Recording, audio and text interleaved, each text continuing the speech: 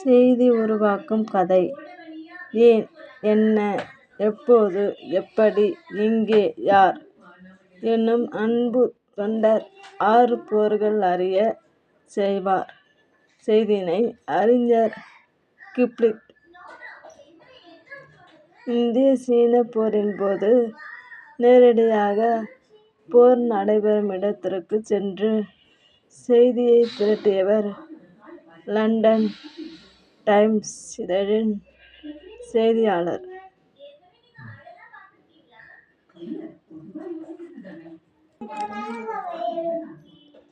டில்லியிலுள்ள சிறைச்சாலையின் நிலை பற்றி அறிய தானே சிறைப்பட்டு செய்திகளை திரட்டி தந்து புகழ்பெற்ற இந்தியன் எக்ஸ்பிரஸ் செய்தியாளர்.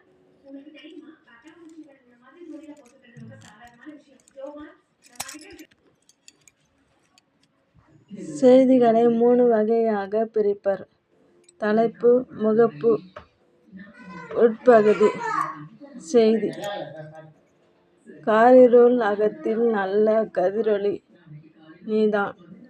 இந்த யாரிடை துயில்வோர் எண்ணீர் பாய்ந்திடும் எழுச்சி நீதான். ஊரினை நாட்டை இந்த உலகினை ஒன்று சேர்க்க பேரறிவாளர் நெஞ்சில் பிறந்த பத்திரிகை பெண்ணே என்று பத்திரிகையை புகழ்ந்திருக்கிறார் பாரதிதாசன். கலைச்சொற்கள்.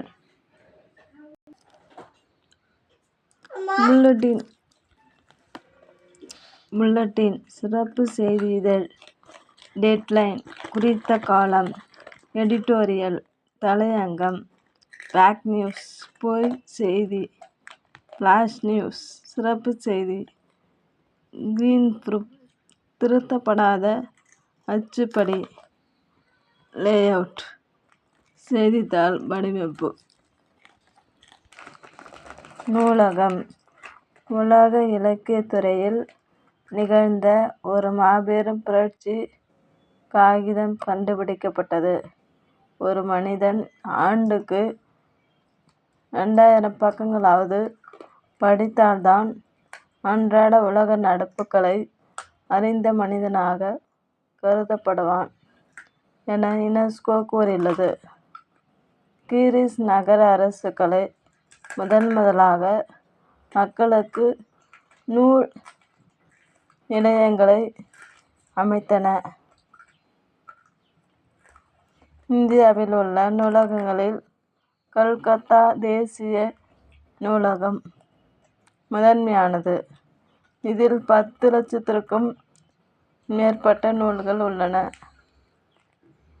நூலகத்தின் வேறு பெயர்கள்: புத்தகசாலை, ஏடகம், சுவடியகம், சுவடிசாலை, வாசகசாலை, படிப்பகம், நூல் நிலையம், பண்டாரம்.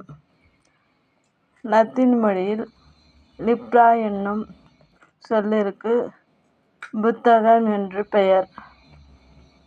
இந்தியாவிலேயே முதலாக தமிழக அரசுதான் 1948ஆம் ஆண்டு சென்னை பொது நூலக சட்டத்தை இயற்றியது. பள்ளி கல்வித்துறை புத்தக பூங்கொத்து என்னும் வகுப்பறை நூலக திட்டத்தை தொடங்கியுள்ளது. பாபிலோனியாவில் உள்ள நிப்பூர் என்ற ஊரில் கிமு 2000 ஆண்டிற்கு முந்தைய சுமார் 25,000 களிமண் பலகைகளில் எழுதப்பட்டிருந்த நூல்களின் தொகுப்பு கண்டெடுக்கப்பட்டது. நூலக பயன்பாட்டிற்காக விதிகளை உருவாக்கி தந்த சீர்காழி ஆர். அரங்கநாதன் இந்திய நூலகத் தந்தை என போற்றப்படுகிறார். தமிழகத்திலுள்ள மிக பழமையான நூலகங்கள்: சரஸ்வதி மகால் நூலகம், தஞ்சை, 1820ஆம் ஆண்டு. அரசினர் கீழ் திசை சுவடி நூலகம், சென்னை. கன்னிமாரா நூலகம், சென்னை. 1869. சென்னை பல்கலைக்கழக நூலகம் 1907.